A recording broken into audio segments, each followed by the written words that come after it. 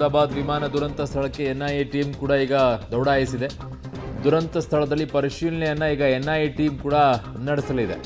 ಪರಿಶೀಲನೆಯಲ್ಲಿ DVR ಅನ್ನು ವಶಕ್ಕೆ ಪಡೆದಿದೆ ATS.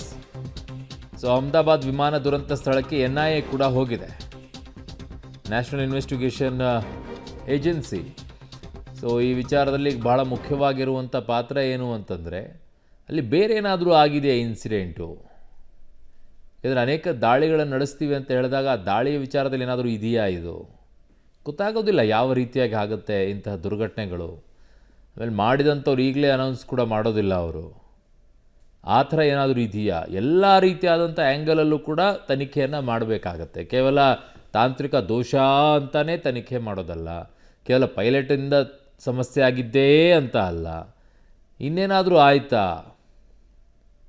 ಹಿಂದೆ ಇದೇ ರೀತಿಯಾಗಿ ವಿಮಾನ ಸಮಸ್ಯೆಗೀಡಾಗಿದ್ದರೂ ಕೂಡ ಅದರ ಬಗ್ಗೆ ನೆಗ್ಲಿಜೆನ್ಸಿ ವಹಿಸಿದ್ದಕ್ಕೆ ಹೌದು ಇದು ಆ ಟೀಮ್ನವ್ರದ್ದೇ ಸಮಸ್ಯೆ, ಏರ್ ಇಂಡಿಯಾದವ್ರದ್ದೇ ಸಮಸ್ಯೆ ಅಂತಾನ, ಇಲ್ಲ ಯಾರಾದರೂ ದಾಳಿ ಮಾಡಿಸಿದ್ರಾ, ಗೊತ್ತಾಗಲ್ಲ ಏನಾಗಿದೆ ಅಂತ ಹೇಳಿ. ಎಲ್ಲವೂ ಕೂಡ ಕ್ಲಿಯರಾಗಿ ಗೊತ್ತಾಗಬೇಕು ತನಿಖೆ ಆದ ನಂತರ.